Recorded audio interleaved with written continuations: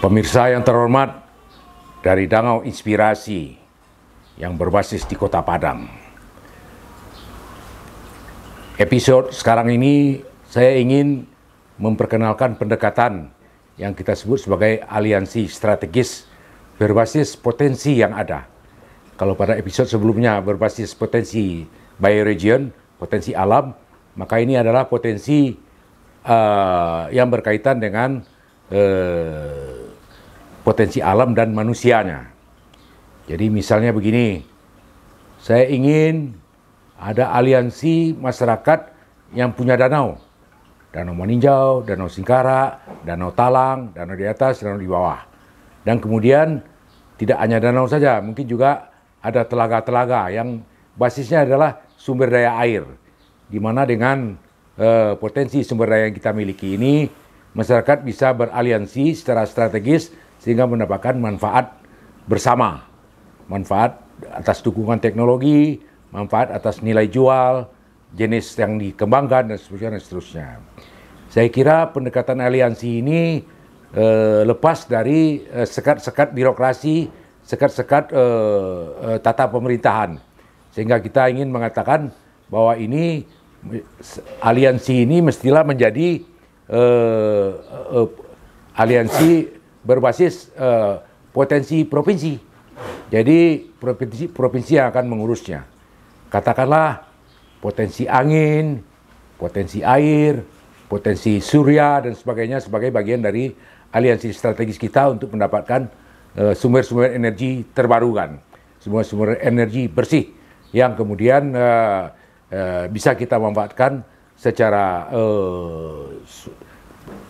provinsi, ya, tanpa mengabaikan peran dari pemerintah pusat. Saudara sekalian, saya ingin mengatakan kalau kita bicara aliansi danau, ya, maka danau yang ada ini duduk bersama merancang satu skenario pembangunan bersama. Danau-danau yang ada di Sumatera Barat ini, danau berikut telaga, ya, berikut telaga dan atau nama lain, ya, itu kemudian duduk bersama dan merancang bersama. Sekaligus juga menjadikan ini bagian dari program provinsi karena dia lintas provinsi.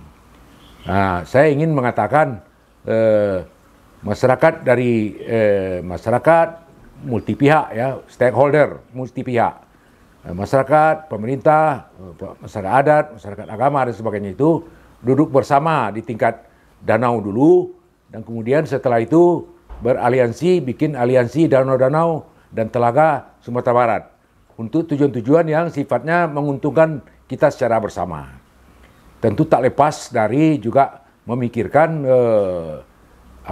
memikirkan tidak hanya manfaat seketika, tetapi juga memikirkan bagaimana mempromosikan danau sebagai potensi strategis untuk dikembangkan menjadi jasa lingkungan, namanya pariwisata. Jasa lingkungan namanya keunggulan kompetitif. Misalnya kita bicara ikan sasau dan ikan bilih dari Danau Singkarak itu menjadi keunggulan kompetitif tingkat dunia yang dimiliki oleh Danau Singkarak. Dan itu menurut saya itu harus mampu kita konservasi secara serius sehingga kita akan mengatakan bahwa pada akhirnya dalam tempo 5-10 tahun ikan bilih dari Singkarak ini akan mendunia karena cuman ada ikan ini cuma ada di Danau Singkarak, nggak ada di danau lain dari seluruh Indonesia, seluruh dunia. Maka dengan demikian orang akan datang ke Danau Singkarak untuk menikmati pemandangan indah Danau Singkarak sambil makan gorengan, sambil makan gulai berbasis ikan bilih. Nah, saudara sekalian, kalau ini terjadi, maka saya melihat harus ada aliansi serius antara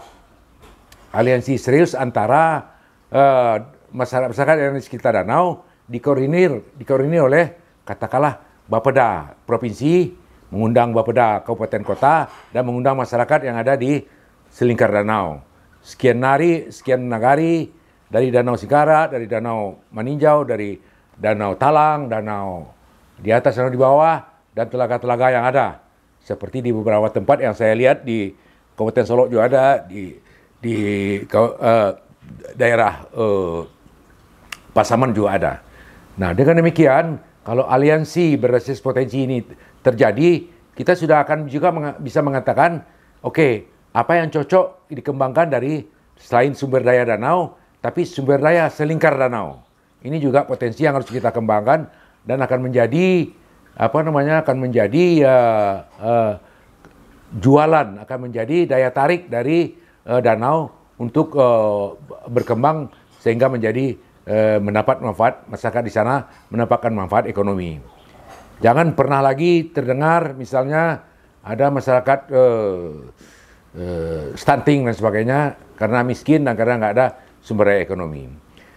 Saya pada tingkat yakin, hakul yakin dengan pengalaman panjang saya berkeliling ke hampir 90 negara, saya ingin mengatakan bahwa provinsi ini berhak untuk tampil ke depan sebagai provinsi yang mengedepankan isu-isu lingkungan dengan pendekatan bioregion dan pendekatan keunggulan kompetitif, keunggulan komparatif yang dimiliki oleh masing-masing sistem, masing-masing ekosistem, sehingga dengan demikian Sumatera Barat bisa menampilkan keunggulan-keunggulan uniqueness, komparatif, kompetitif ke dunia Indonesia dan ke dunia global.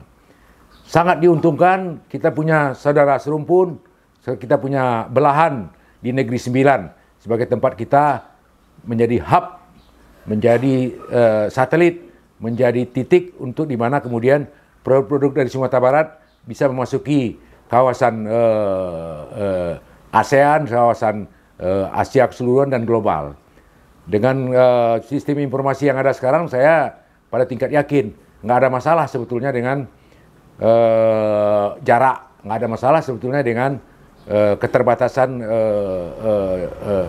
kilometernya, ya. Asal kita mau, kita punya potensi, kita punya peluang untuk itu.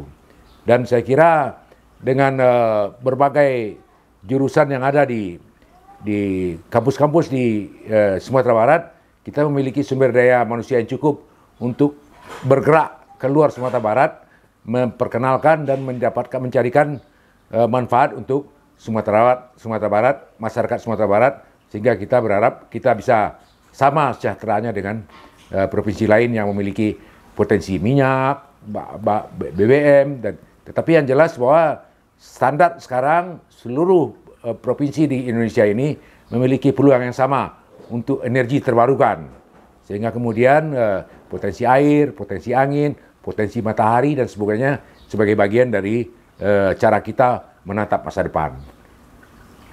Pemirsa sekalian, saya optimis dan saya yakin provinsi ini akan melewati masa-masa sulit dari pemerintahan Prabowo sekarang ini dengan satu kesuksesan, asal kita mau duduk bersama, saling mendengar, saling berkontribusi, tentu berkontribusi positif ya, sehingga dengan demikian provinsi ini akan melaju meninggalkan provinsi lain dalam hal kemakmuran. Terima kasih. Salam Lestari.